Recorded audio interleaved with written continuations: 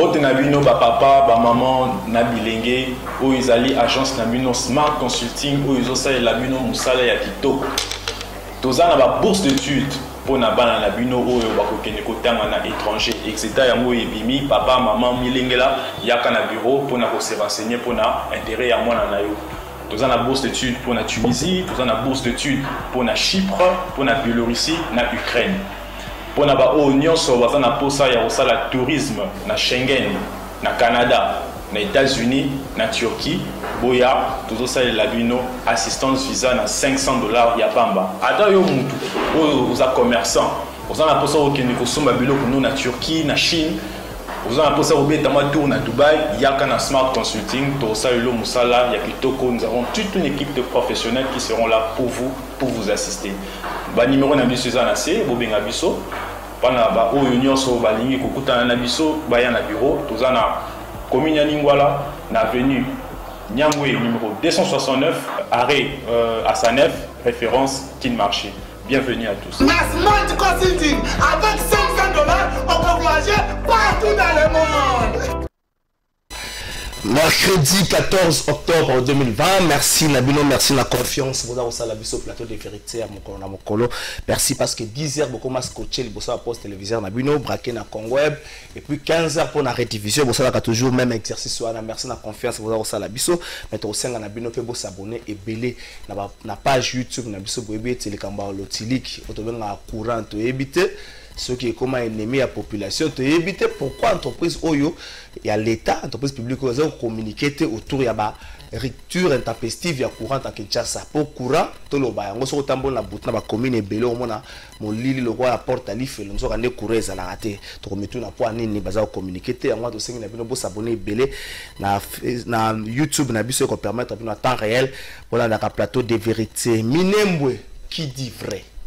Lobby mon amour Kazares Robert rappelle ça qui paye ma canisa lobby batikale ko kende na Minembwe te pour l'installation ya bourgmestre bango bakenda ki mission de paix la délégation na ministre intérieur plutôt ya défense azalaki ba député bazalaki décision ya ko installer bourgmestre ou tagué pas vice et plutôt ya ministre provincial et intérieur ya Sud Kivu qui dit vrai Minembwe toujours mon amour Adolphe Muzito lobby acte Oyutia et ça qui Minembwe commune rurale ya mwana mboka matata ponza qui entaché la irrégularité belé sengi dango kaka ko rapporter yango pona ki maison na mboka na to kobeta lisolo na yango mais aussi to kobeta pe lisolo ya ba juge oyo bazaki nommé na cour constitutionnelle le mokolo lobby président de la République akutana kina président ya Assemblée nationale pe président ya Sénat batalisi ete bango baza penza kotamba logique quand pe ba rappeler la chef d'état qui na session oyo en matière de traité ils allaient plutôt à traiter si comme côté va prévoir congrès moko au salate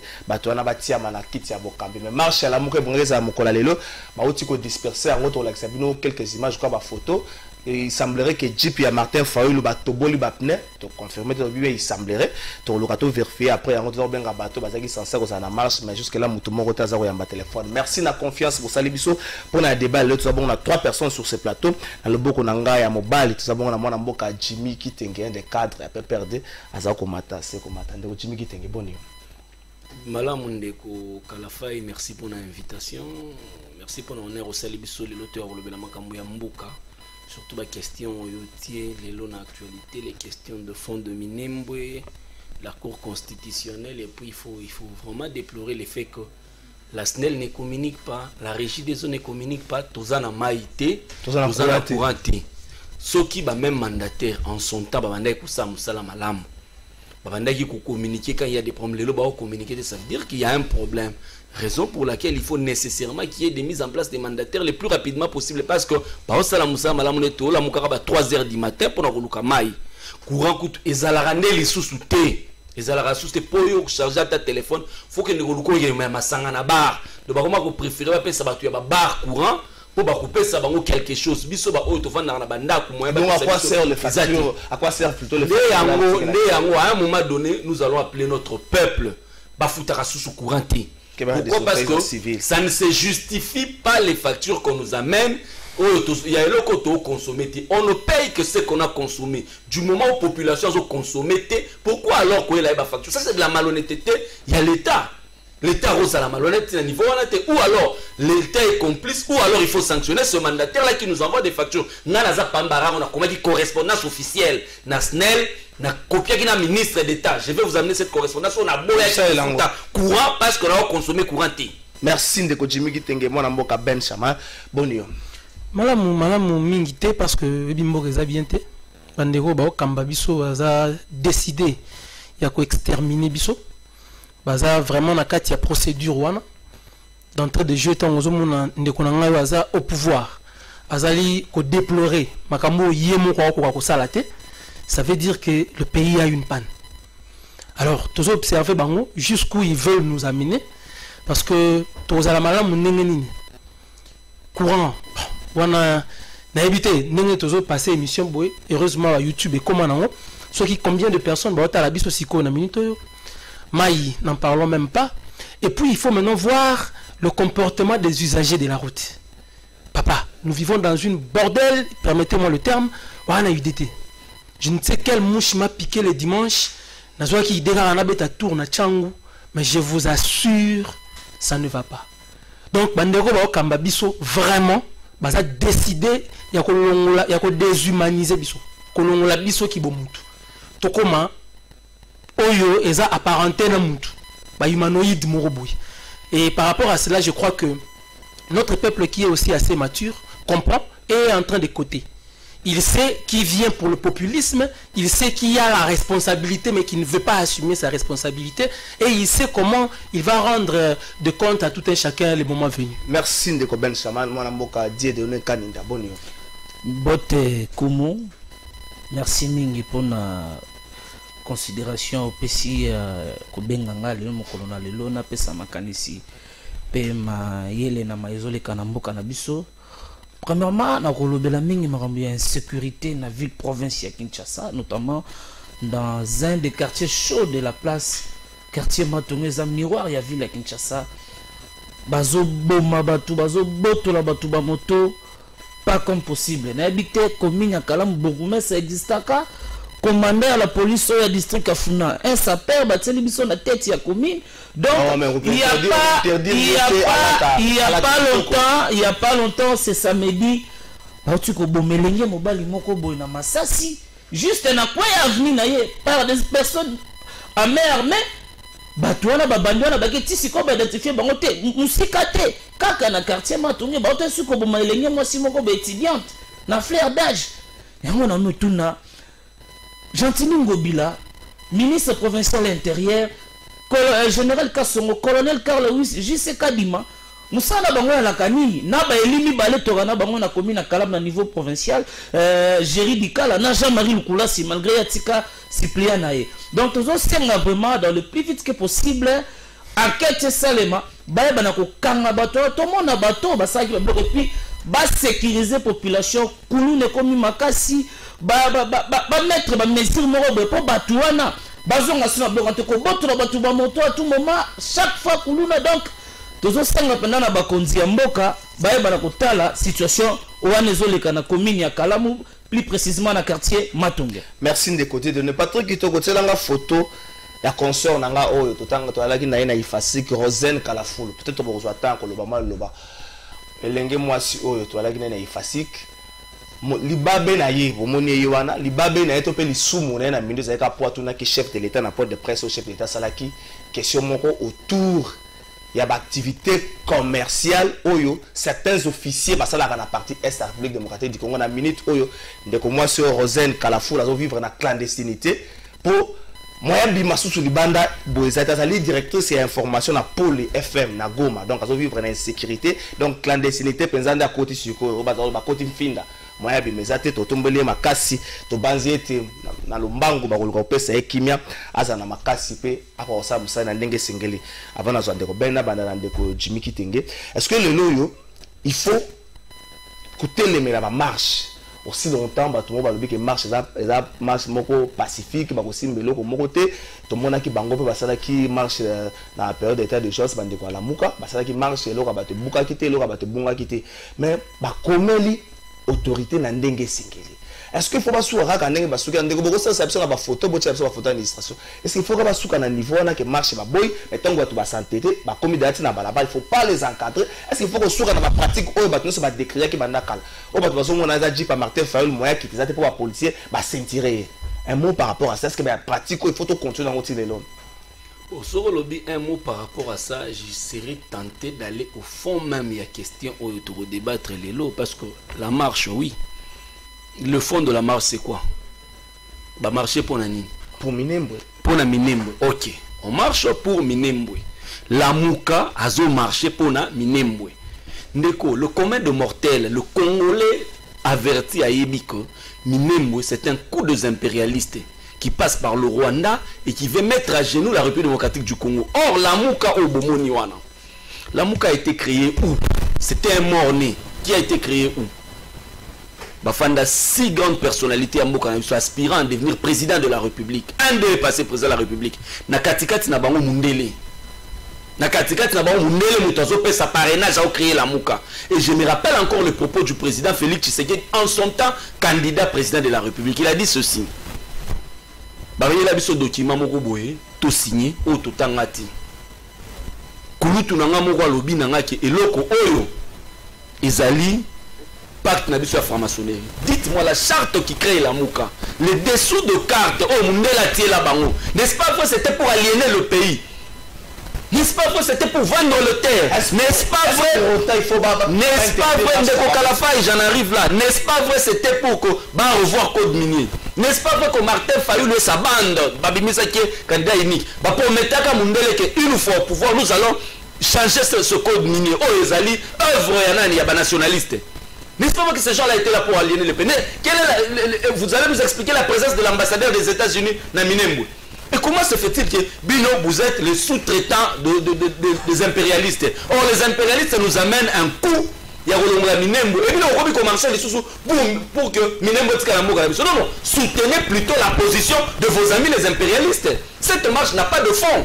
Cette marche n'a pas de fond. Mais quand au fait qu'il ne faut pas marcher, libre à eux, il fallait pas dire qu'on va marcher. Écoute, UDPS, à Manchaka, en violation de l'état d'urgence du chef de l'État. Et à occasion où tu vas mort, Bibembe. Si les gens il fallait les laisser marcher. Mais sur le fond, ils n'ont pas de raison de marcher parce que ce sont des adeptes des impérialistes. Merci Didier de côté de le candidat. Est-ce que la pratique Wana, tout un régime d'information, bandeko va informer, PCP itinéraire, itinéraire connu bien avant, Pascal T, Boulevard Triomphal. Quelles peuvent être les raisons où il va interdire marche en plus ça pratique et usage des forces, notamment autour de la première Martin Fayulu. D'abord, Kobima Nanzela, tu as revendiqué marche ça reconnu dans la constitution. Et puis si Baimboka nyonso pouvoir, il y a Kobima Nanzela, il y a Koloba, revendiquer na acte pacifique. Non-violence, il y a Nanzela. Mais les autorités aussi, ceux qui vont moniquer, ce n'est pas le moment opportun où ils ont une capacité à sécuriser la population. Il faut interdire la marche. Et les locaux, ils ont marche. Pour quelle raison? Minembwe déjà, Congolais partout dans le monde, on a déjà clair, on a besoin de les Minembwe. Les gens ont cambuté, les gens ont plein de banda kala, il y a bande koana, il y a bamulenge, tout comme ça. Bangamwane bandaki kala lelo comment on a marché pour na banyamulenge nazo senga pour la maman Minembwe bazo marché pour la banyamulenge Minembwe pour la paix pour la paix on a intégrité territoriale c'est une bonne chose mais batala à venir il y a bana na biso bazongi kelasi tango ba ça ba marche est-ce que parani na ko permettre mona na ya tinda ye akende kelasi pendant que batona ba sengi marche na pas ba marche na ndenge sukaka na ba passer des heures de zalagita ça on encourage on félicite ba acte ba marche moko pacifique mutazoki te mutakufita on félicite tous encourager la police ba sara musana bango tel qu'il faut la police républicaine on a approche la population encadrer la population dans la marche Bah dérapage ça ne m'a pas marche tout monde qui est pendant période d'état d'urgence il faut déplorer surtout to senga qui pensa que to boya qui te condamna qui on jusqu'à notre dernière énergie donc bah acte dérapage salema qui ko attaquer ma résidence en batu ko tumba ba mitu ka batu to boya qui yango to condamna qui yango oui c'est bien bon de marcher lorsque vous se sentir que bah droit mon cosa respecté mais il faut aussi tenir compte il y a circonstances aux anango les bana bazongi classe bah perdre déjà un mois selon le calendrier scolaire la rentrée scolaire est à la première mois de septembre. Mais le banda, la date où c'était prévu, il y a rentrée académique. Première semaine à mois de septembre. Non, il y a septembre, il y a rentrée scolaire. Mais banda classe, batika, pour permettre nous parti, il y a ville, eux ont regorgé Batou et Belé. La majorité des Congolais qui vivent là-bas, bana pour ça Kinya, évacuer nos activités là-bas comme il faut, batika, imboka na kima parce que marche ça. Il y a bande kolamuka basingiza sans objet. Merci de côté de l'Indeko Ben Chama, vous allez moko ya bande kolamuka. Jimmy Kitenge de côté de Babi Marx sans objet. Peut-être il fallait que souka na roto sa position ya autorité. Ou le bec non, bon ça la marche en atte. D'abord, je commencerai par dire que Koloba que koto sa position ya autorité ou aboya qui marche. En fait, toi, on a un régime et information. Bien, très bien. Ce qui n'attend il y a Kabila. Il y a une marche pacifique, il y a opposition. C'est parce que Kabila voulait imposer une vision moniste de choses et il n'avait que faire et battre Mboka. Il était dans l'illégalité tant qu'on a un régime qui interdire la marche et l'opposition, la marche pacifique qui sont consacrées dans la constitution. Ce qui est ils ont continué. Le peuple comprend que to changer la biso côté. La coalition FCC cash dans la continuité de la modernité au Kabila Zalaki na yango asilisa ki yango te ba continuer kaka à travers wana. Mais parlons de la marche. Marche ça marche à la Moukadi. La marche n'a pas été convoquée par la Mouka. La marche n'a pas été convoquée par la Mouka. La Mouka soit convoquée loko on a communiqué à présidium et Bimaka et consort. Mais l'objet de la marche, où tu es précisément, ils allaient pour l'intégrité à Mboka. Cette marche-là ne devait pas avoir de couleur politique. Ça ne devait pas avoir de couleur politique. Il fallait qu'il y ait la moussa congolais. Je suis écœuré. Il y a vraiment des gesticulations et puis mais aujourd'hui, tout Congolais est censé être interpellé. Aujourd'hui, tout le monde sait que nous vivons sous le coup d'un complot. Et le complot est ourdi au niveau international. Ce qui devait appeler tous les fils et filles du Congo, c'est ligué comme un seul homme, parce que c'est notre mère patrie qui est attaquée, qui est visée. Mais mon problème, c'est quoi? Et c'est quand on a interpellé à la sagesse du président Martin Fayulu. C'est-à-dire que aujourd'hui, moi je sors de l'école du Front social des indépendants républicains, et à honorable Chérubin Okende, l'essentialisme républicain, le leadership collectif.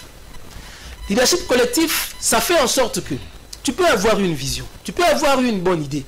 Mais au lieu,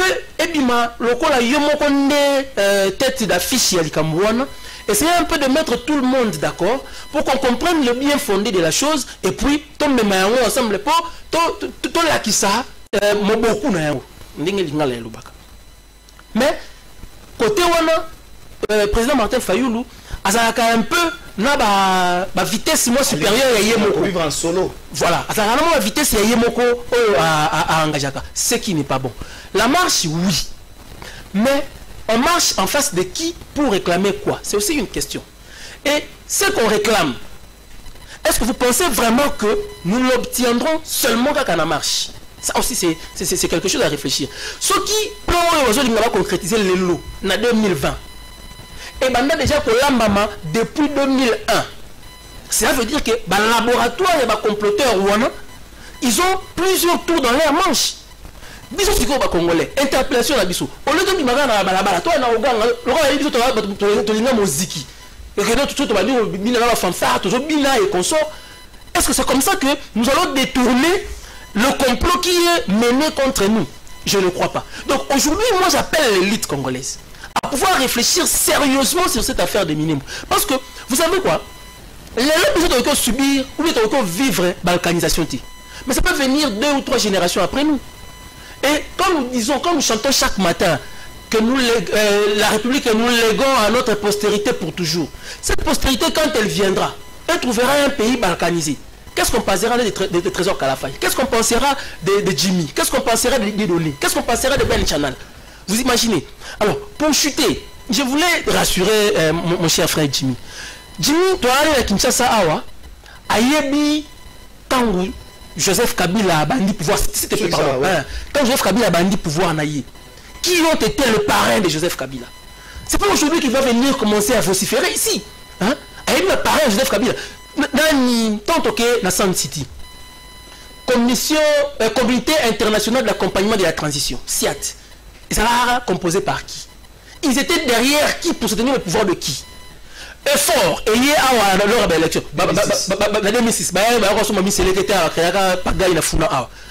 Effort, il y a pas soutenir le pouvoir. Il y a un drone et que surveiller résidence à Maloukou, Jean-Pierre Bembabata, ceux qui ont un agent explosif et consort. Alors, c'est pas aujourd'hui qu'on va faire voir Bisso. Donc aujourd'hui, nous ne sommes plus dans ce débat-là, des débats puérils. Nous sommes dans le débat de voir comment est-ce que nous pouvons mener la République à sortir de ce complot qui est ourdi par des têtes bien pensantes, plus que nous sommes dans la folklore. Merci Ndeko Ben. Ndeko Jimmy qui nous attend réagir, mais tout compte en décès à Miné, malheureusement, n'est pas naïf. Tout que nous on a resté à Azaria sur Bérois. Makamboa. Makamboa est bandé dans le mois Kala. Akendaki te pour l'installation à Bourgmestre. Akendaki mission de paix. Délégation à Yé, ministre y a défense, député Bazalaki. Akendaki pour la mission de paix. Mais hier à lobby bongo, à deux fois nous pas à lobby. Donc on a resté là à Zara Sobewa bongo torozonga, to fongo la débat, malheureusement n'est pas dans Jimmy Kité.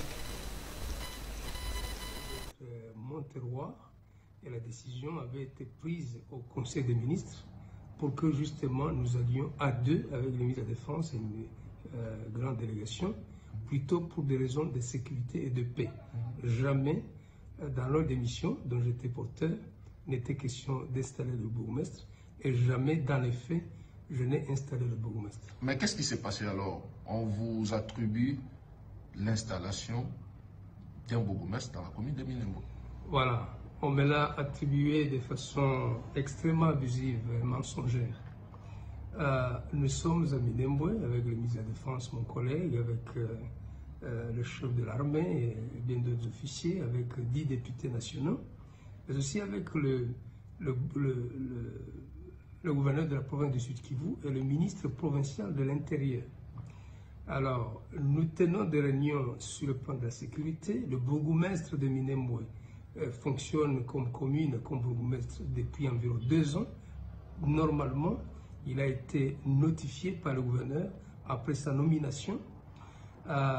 Mais au cours de ce jour, de ce bref séjour, une question vient sur la table, posée par la société civile, posée par des officiels qui sont sur place, mais aussi par la population, à savoir pourquoi est-ce qu'on a installé le maire de ville d'Ouvira, le maire de ville de Baraka, le maire de ville de Kamituga, après leur notification, mais le bourgmestre de Minembwe, notifié au même moment, lui n'a pas été installé. Ça veut dire une formalité administrative qui n'a pas une grande importance, même dans la loi. Mais c'est plutôt psychologique. Et le gouverneur de province du Sud-Kivu et le ministre de l'Intérieur disent, en effet, vous avez raison. Ça n'empêche pas au bourgmestre de poser des actes qui revêtent le caractère officiel, administratif, mais parce que vous le demandez, et parce qu'ailleurs ça a été fait, nous n'avons pas besoin de rentrer à Bukavu pour venir pour ça. Nous le faisons le matin et le ministre de l'Intérieur a Merci Maurice Jukando, je crois que Binomoko Bouti Koyoka. Minembwe, qui dit vrai? On a retenir le Romoko commune est opérationnelle depuis 2018. Mais il faut tirer dans ma PK Bruno Tshibala. Parce que, arrêté à Premier ministre, Bassirso Rango, en 2015, Bruno Tshibala arrive, à Sengi, na ministre de la décentralisation, na ministre intérieur, va examiner le dossier, on a APC Bango fait vert. Donc, depuis 2018 commune eza opération so ngana zo kanisa soki tata wana komisi bato ba congolais bourgmestre ya Minembwe apesi bato ba perte des pièces oh to ana identité te perte des pièces au commission congolais donc soki bana na 2018 ti lelo yo à cause apesi ta ba 2 345 000 personnes apesi bango ba perte des pièces wana za juste na zo kanisa de ko Jimmy Kitenge qui dit vrai na kati ya dossier aussi peuple a commis la confusion totale côté na mitu ya bato. Bon, on va vous dire, na kendaki to pour l'installation. Na kendaki mission de paix mais décision ana outil na ministre intérieur ya Sud Kivu. Merci de Kokalafa pour na motuna. Laissez-moi essayer un peu de Yakubong Sama. 4 minutes na yo. Miki outil Kolobama wa j'ai croyé avoir un interlocuteur crédible na face na ngai mais malheureusement bon, parti en route. Yebanité ceux qui les leaders de ce parti. 400 voix, non, député national. Moi aussi j'étais candidat comme lui à la Lukunga. La liste AMK et l'équipe a 2 personnes. Et la première personne qui est passée, c'est d'ailleurs les nés élus de la Lukunga, c'est Nan Eliezer Tambo avec 34 000 voix. C'est qui a fait que à Bendi, donc un parti dont moi, Naleki pour moi 2832 voix. Il y a 417 voix. On équipe ils ont mutu kananga na sena oui ba voix wana a occupé au Kizulanga document abola na la ça ba voix donc je m'attendais à un interlocuteur crédible mais non mais c'est là mais c'est un parti voix là c'est un parti qui n'existe pas hein c'est un parti qui n'existait pas hein ils ont existé une quantité négligeable. Donc, quand une quantité négligeable était dit que Kabila a été accompagné par les impérialistes, Kabila a traité d'égal à égal, surtout des questions où ils ont revenu dans la souveraineté nationale, des questions de fond. Kabila ne traitait pas avec passion.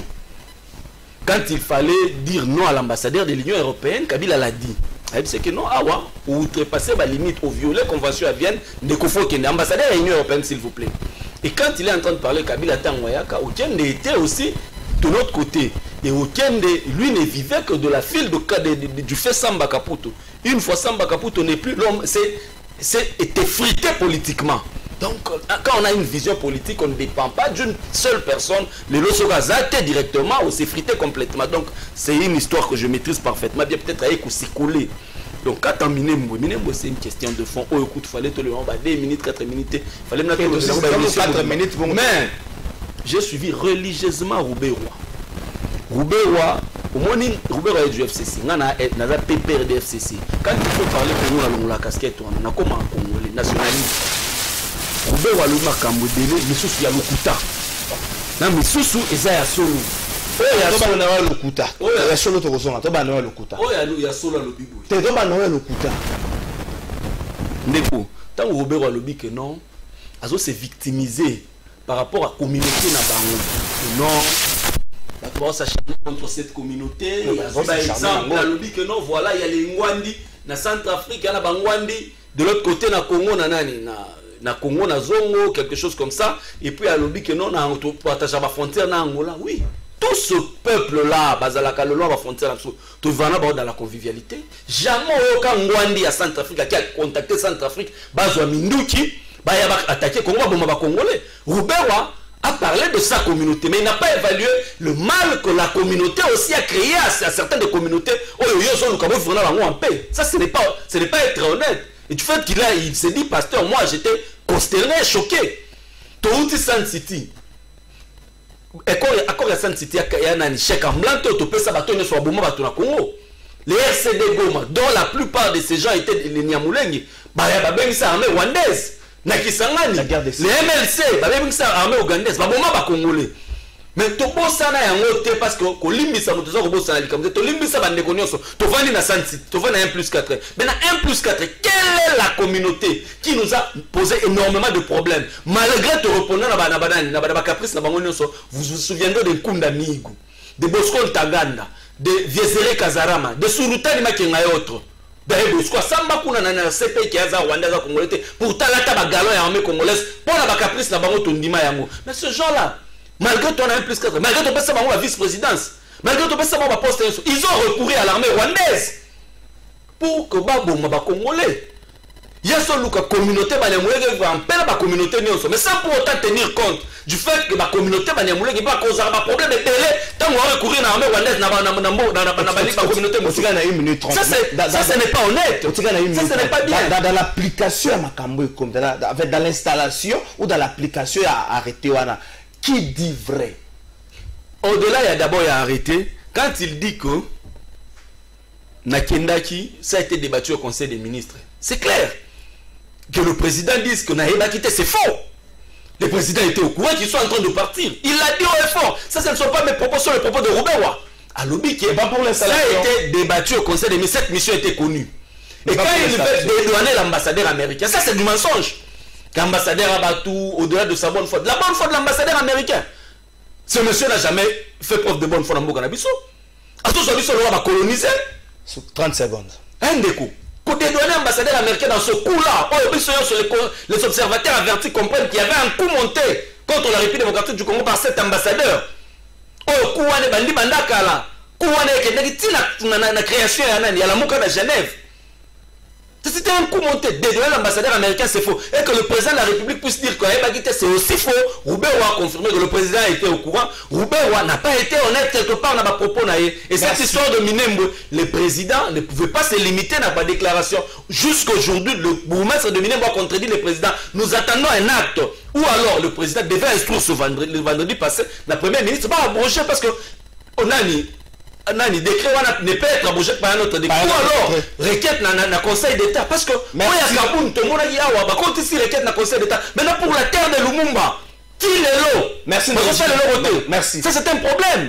Ndeko Ben Chaman jusqu'aujourd'hui aucune notification au niveau il y a commune rurale de Minembwe mais Robert a dit Azarias Robert monsieur le ministre a dit question zaki traité dans le Conseil des ministres mais il y a pas précisé mission la bango zaki té pour l'installation il y a bourgmestre la décision outil et pas il y a ministre provincial et intérieur à Sud Kivu alors ton dit melanani on a la logique et les bourgmestres en fonction depuis 2018 ton dit melanani qui dit vrai dans cette histoire.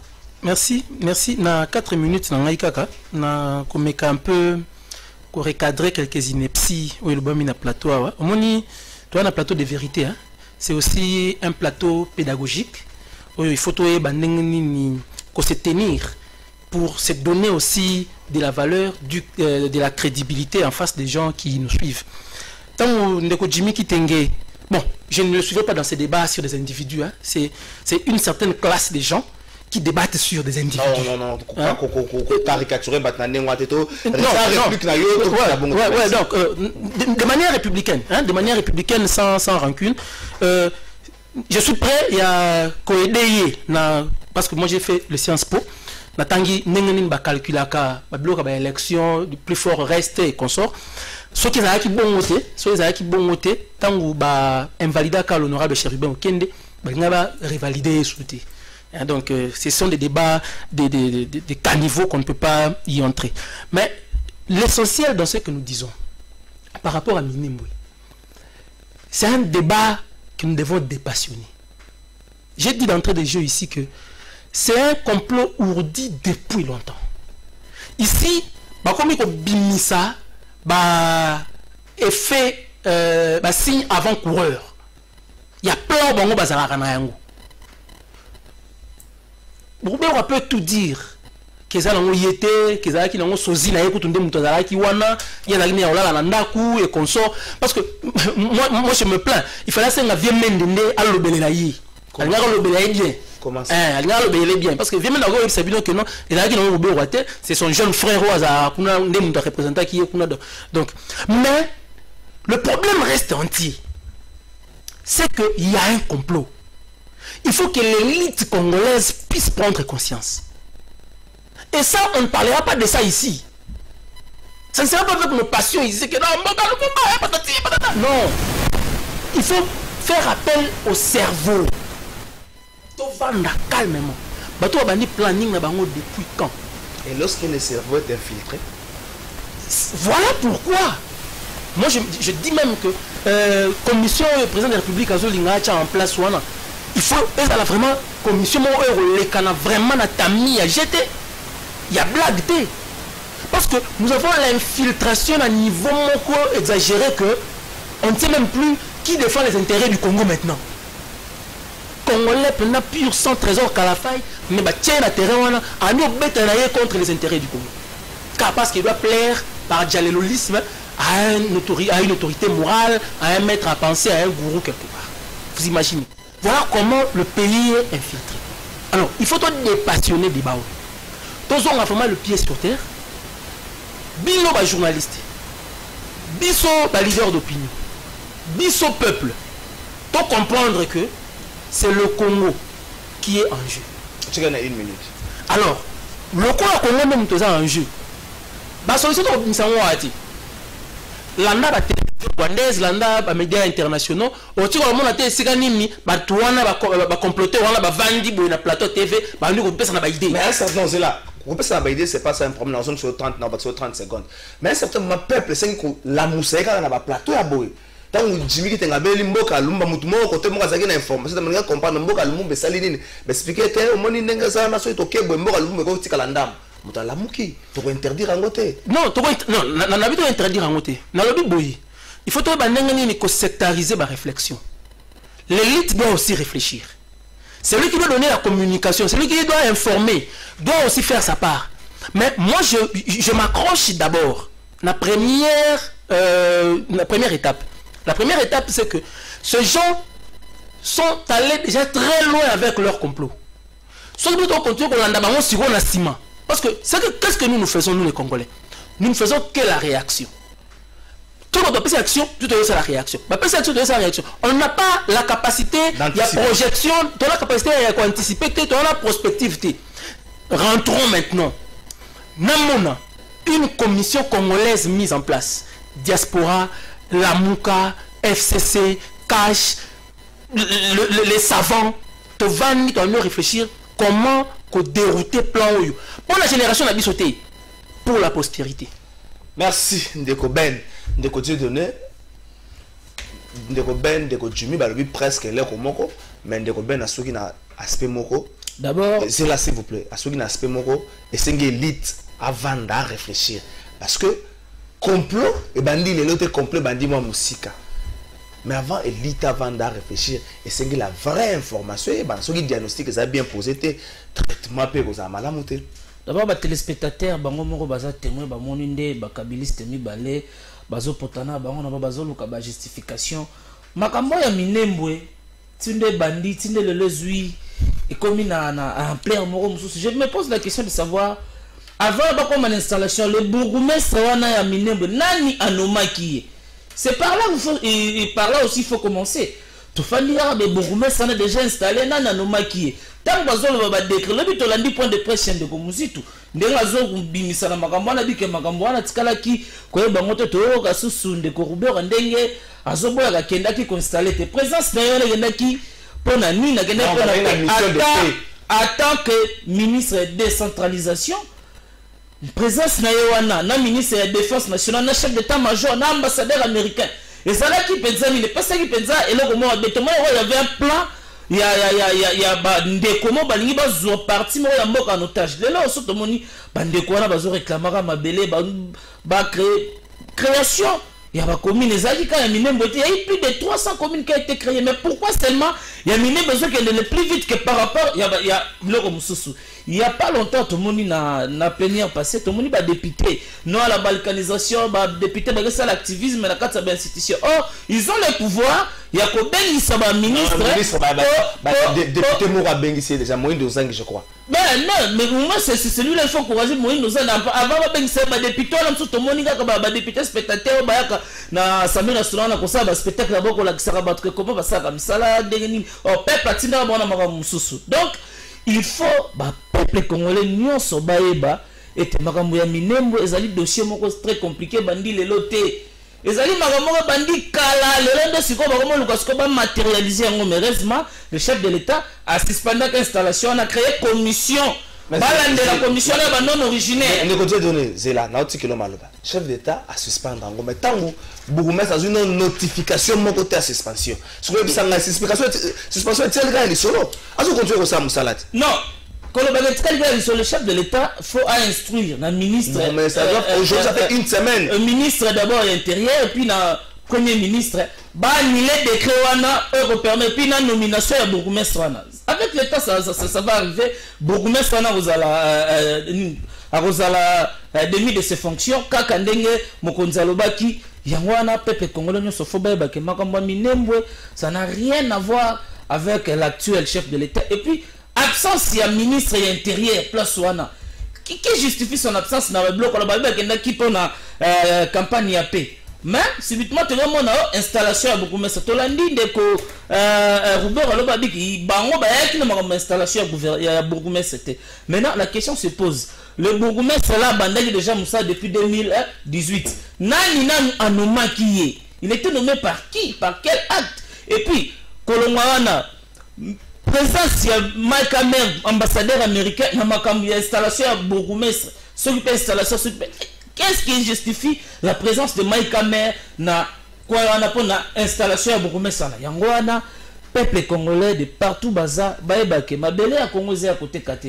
Moto nyonso koloba mbisa mabele à Congo kutana na Kolomboka o ba congolais solo ba congolais authentique originaire bazali o ke ba ko telemela bango pona koyeba ko sukisa mayele mabele ya bango bazana ngwana. Merci. Je crois que et makambo kolobara ke mabele ya Congo à côté kate kotika la ba discours bolimbisanga na d'accord na moto. Il faut remettre la politique en place pour regarder le Soudan. Les lois, c'est là que tu as école primaire, le plus grand pays d'Afrique, le Soudan, le Algérie. Mais le Soudan, comment diviser, pardon. Il faut plutôt mettre des politiques, des stratégies en place pour combattre la mafia. Jimmy qui réagir par rapport à Marambo Ben Samalobi. Il se pose un problème aujourd'hui. Il y a vérité dans le dossier. Il y a minimum. On ne sait plus. Ton dit, mais la nani. Est-ce ton dit, mais le chef d'État, le mercredi, c'est depuis le mercredi passé. Après ça, qui a l'Obagi Makambo à suspendre installation mais boumé ça a notification monta do sala de ko rubé wa lobi makamune de ko Adolphe Musita lobi makamune ton dimela nani. Alors quelle serait la solution pour remettre fin à quatre problème une fois pour toutes? Merci pour la maloba. Je dirais d'abord à mon ami ici s'il est venu vraiment défendre les chefs de l'État na barguiment à Zoluba. Chef de l'État Kota Zaza très déçu. Ça veut dire qu'on n'a pas choisi une bonne personne pour des bons arguments. Parce que la responsabilité, mais c'est faux. C'est l'autorité suprême d'Azalikolo et Batunionso. Quand il y a un problème qui se pose, je rappelle aux uns et aux autres qu'au chef de l'État en son temps, à l'Obara que non, je ne pas l'installation du Sénat. Tant qu'il y a eu soupçon de corruption. Bien que ça ait pas prérogative n'a été. Mais ça n'a jamais été accompagné de faits. Et ça a été un discours, et puis il y a un discours. On n'a pas besoin. Imaginez le président de la République est contredit par un bourgmestre. Papa, tout le monde a dit. Le rôle de chef de l'État, J.C. Kadima. À contredire. Dans le niveau de Makam. Ça veut dire qu'aujourd'hui, il ne faudra pas chercher le diable, il ne faudra pas chercher la responsabilité de qui ou de quoi. Mukonzambo Kazawana. À ça, le conseil des ministres, vendredi passé, à Lobaki Nagomako, il a été. Confiance n'est pas qui trahit. Et pas un ami, point d'interrogation, tout éviter. Mais il fallait quand même tout le monde en banane. Mesure, mais sous bimi à Sika. Tout le monde qui en a tout. Comment est-ce qu'ils ont agi? En violation même de tous les textes qui nous régissent. Batinde le tunda 18 jeeps à la police. Batinde yo contraire vous avez 18. Mais moi le bakiango, il y a pas na ya lo biango. Batinde 18 jeeps à la police. La monaka 2. Bakangi Tunda, sans pour autant consulter sa hiérarchie directe. Mais Robert est aussi un ministre du gouvernement. Mais jusque-là, l'être est morte.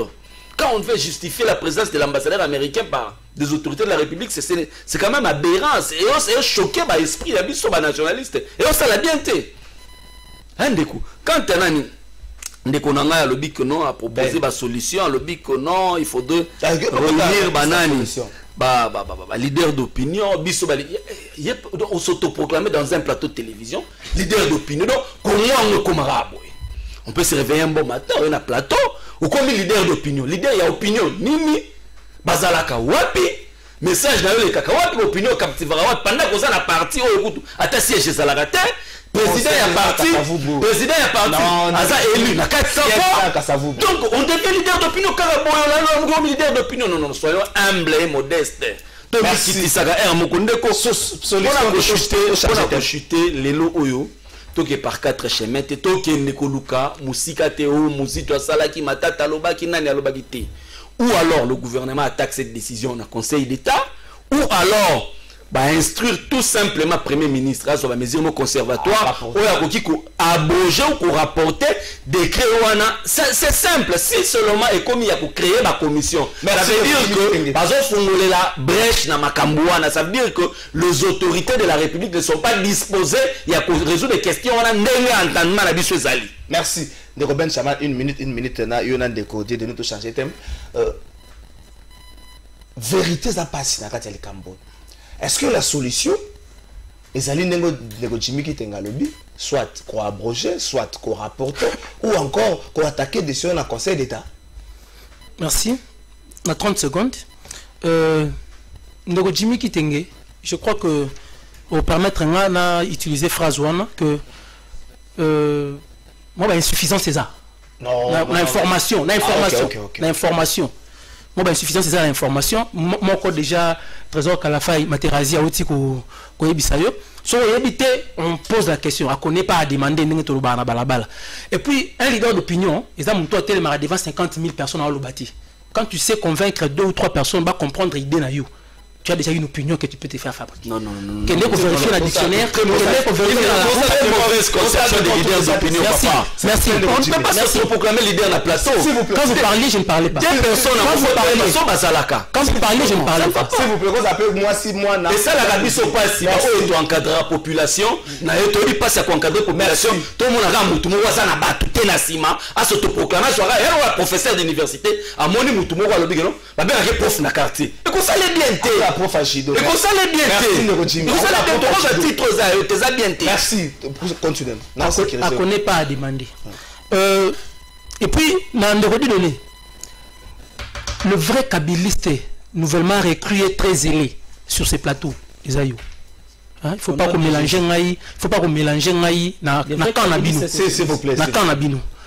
le peuple qui nous observe voit maintenant, aujourd'hui, son sort scellé par ces deux-là, qui sont en coalition, qui sont en train de gérer, mais qui sont en train de se tirer à boulet rouge. Donc, pour la question, il y a Tondi Milanani. Nous avons dit Milazate parce que bateau dans la coalition, il y a méfiance moro au Sakanati. On a dribblé Oyo, on a utilisé la ruse sur Oyo, et ceux qui en pâtissent, c'est le pays ainsi que la population. Merci Ndeko Ben Chaman, Ndeko. Le problème à Minembo, je vois le PPRD, Bazot Bima, Créno, Baganga, Gabalobaka. Mais acte on a tous qui posé le Bazo Senga, saisi conseil d'État qui saisit pas banane. Mais bango mata tampogno, bango tout on a de bagina acte on a Bazo saisir. Et le Bago ko Senga annulation on a conseil d'État, ba abroger on a na acte mususu na décret mususu pas ministre européen bango pekaka. Est-ce que na comprendre peut perdre le lot ba komi ke ba pesa ba tout ba laisser. Quelle serait la solution? La solution est que le peuple congolais dans son ensemble ba telemeli likambwana et ba konzi bayoki. La solution c'est qu'amener les gens autour d'une table ba solo là-bas qu'est-ce qu'il faut faire pour na installation loko wana pona makambo wana esi la mboka e continuer na kimanyoso. C'est bien bon le lot moni commission ya suivi au bazaba non originaire ba mekabata là qu'est-ce qu'il faut parce que pour créer une commune il faut une agglomération il y a 20 000 personnes ba mekabata de si réellement parce que quand tozo kabitakour azalo ba partout les gens même pas na 2000 personnes donc de l'autre côté on dit qu'il y a plusieurs personnes donc les abonda likamora passe ba mekabata là est-ce que ils vont répondre à ba critères tout fait à la commune si c'est oui. On va établir, on n'aura pas un problème. Merci. Je crois qu'il y a Soudan, peuple à Télémac. Il faut que Belle, les Gamamine, il faut que Belle. Il ne faut pas tout ça, au peuple à Rosala, peuple à Rosala. Ndé ko ben à l'obagi, si beaucoup ça va marcher, beaucoup ça va. Quel serait l'objectif? Est-ce que l'objectif au beau temps la marche à Rosala atteint le même jour?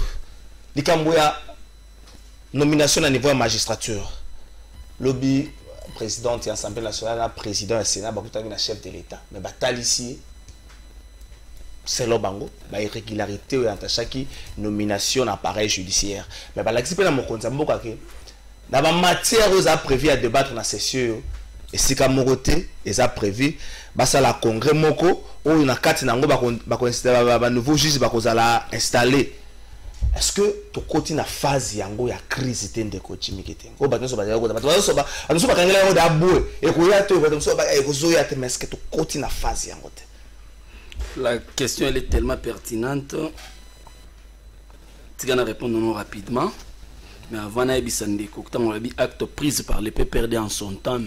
On a rappelé que même la constitution ici, ezalaki na temps ya PPRD, biso ne tout qui article 43 ya constitution il y a le makambo gratuité et bango tango ba sali gratuité ce sont bombe les torses. Donc le lot tango bino pe botindi mission parce que Roubé Rolobak ça a été discuté dans le conseil des ministres botindi mission pour nous consacrer il faut bondi ma ke botinda bolo ba attaquer za PPRD, assumez-vous. Donc pour na makambo cour constitutionnel ndeko nous en avons parlé tout le bas qui est belé que nous avons raison au président de la République à multiplier le salaire à collaborateurs 9 fois 3. Pour Vital, il va multiplier par 3. Pour la plupart des ordonnances sorties na présidence de la République, ils ont souffert sous Félix Sekedi, ils ont souffert na irrégularité. Il y a en tout cas la plupart. Na wiki ko cité lo ebele awawa. Ils ont souffert na irrégularité. Mais si koyo bandeko balobi, Assemblée nationale, Parlement, ce n'est pas une institution. Il faut cautionner irrégularité, sinon on trouve la boîte à Pandore. Imaginez un peu, on décrète l'état d'urgence par une ordonnance, bien que contesté, qu'il fallait les cas, dans le Congrès. On décrète l'état d'urgence, mais l'état d'urgence, c'est qu'il levé par un communiqué. La théorie de l'acte contraire est Zawapi. On a communiqué de la présence, on dit acte à état d'urgence. Ça veut dire que le président doit être muni des bons collaborateurs, des collaborateurs assidus. Et non, en tout cas, bazo maîtriser et l'autre côté. C'est pourquoi Bandeko va rappeler clairement, président Samuel Sénat va rappeler clairement que non. Ou alors, les présidents comme celui, les garants du bon fonctionnement des institutions, le bon sens pour Naïza Kaka, a retiré l'ordonnance, même dans la discrétion la plus totale, et Kolongolo qui est président, parce que Mobutu, en son temps, il l'a fait. Merci. Mobutu a retiré l'ordonnance, même l'ordonnance nommant le fait Etienne Tshisekedi Ouamoulou, ça a été retiré. Donc, ça ne va pas casser les carreaux. Le Congo doit passer en priorité. Ceux qui ont fait la distraction, bien sûr, la coalition, la distraction, la crise inutile. Merci de prudent. Est-ce que la sagesse serait de Kojimi qui est dans le Bango, peut-être dans la discrétion totale, sans tambour, président a retiré l'ordonnance, le temps m'a proposé à rapporter l'ordonnance, et ça a été un problème, ou encore tout côté dans la crise. Ouais, le trésor. Président Payebi Yango, qu'il a plusieurs méthodes où ça la poids Mamoto. Mais basé la carte duel, bon clashani. Mon hier après sorti à audience wana, cellule de communication parlement, il va dire rapide, bah si communiquer mon boy. Malamoko après wana. Lelo na ton la moki na moni il y a présidence service de communication présidence p babimisi p ya bango pe communiquer pour ba keno o wana kuni bimaki benza de nul les faits bana kata duel ba clashani ce président ça dit bongo a encaisser but a olingate. Tu vois, il pas question d'encaisser, c'est la question du terrain. Le Congo est une priorité pour nous. Je pense être vraiment intellectuel assidu sur le plateau ou à conseil que cette ordonnance a été prise dans une irrégularité flagrante. Donc le bon sens il y a eu un Koloba clachanete, Koloba la solution to cause la possibilité parce que le Congo est une priorité pour nous. Solution. Il faut respecter Baninga sur la salle de parole là-bas. Solution. Moi je pense que ce qui est ordonnance à chef de l'État, ils ont frappé dans l'irrégularité. Ce n'est pas il y a président de l'Assemblée nationale, tout président du Sénat va reconstater. Parce que nous avons, dans notre pays, il y a des juridictions compétentes dans toutes les matières.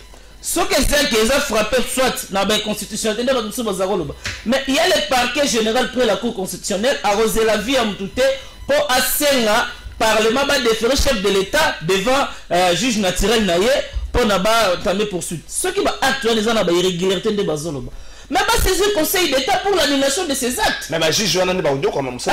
Pas saisir le Conseil d'État qui comme Aluka a fait la ordonnance. Pas saisir le Conseil d'État de la de 30 secondes. 30 secondes les alliés pour nous faire comprendre la bande comme balé que Bazo représentait Tshisekedi Dina Kabila à la plateau. Nous avons représenté Martin Faye. Opinion nationale au comprendre que bien beau ça va aventure. Merci. Et à un moment ou l'autre, tu vas aussi là. Merci. S'il vous plaît. Est-ce que FCC n'a cash va continuer à match quoi tâter bato nyonso babetaka bale ya balabala bayebi match ko ato buki na buki mundo sazo bimisa chuki na merci na bino plateau de vérité mokolo esili merci ndeko Dieudonné merci ndeko Jimmy Kitenge merci ndeko Ben Shamal ndeto kutani mokolo alobi 15h juste pour la rectification. Mbote na bino ba papa ba maman na bilenge oyo ezali agence na bino Smart Consulting oyo ezosala bino musala ya kitoko. Toza na ba bourse d'études pour na bana na bino oyo bakokende kotanga na étranger etc. yango ebimi papa maman milengela yaka na bureau pour na ko se renseigner pour na intérêt ya mwana na yo. Toza na bourse d'études pour na Tunisie, toza na bourse d'études pour na Chypre, pour na Biélorussie, na Ukraine. Pour na ba o nyonso baza na posa ya kosala tourisme na Schengen, na Canada, na États-Unis, na Turquie, boya tozosalela bino assistance visa na $500 ya pamba. Ata yo mutu oza commerçant, oza na posa okende kosomba biloko no na Turquie, na Chine, oza na posa obeta ma tour na Dubaï, yaka na Smart Consulting, tosalelo musala ya kitoko. Nous avons toute une équipe de professionnels qui seront là pour vous assister. Ba numéro na biso za na se bobenga biso pana ba oyo nyonso balingi kokutana na biso baya na bureau toza na commune ya Lingwala na avenue Nyangwe numéro 269 arrêt à Sanef référence Kin Marché. Bienvenue à tous. Smart Consulting avec $500 on peut voyager partout dans le monde. Okoki kokomela bango na boîte email obeti kaka orsotraveling@gmail.com ozamobimba awa na agence de voyage pe immobilier Orso Traveling baza na professionnalisme na ndenge ya 2 fois te o tolobaki te tolobi garde bandi na yo.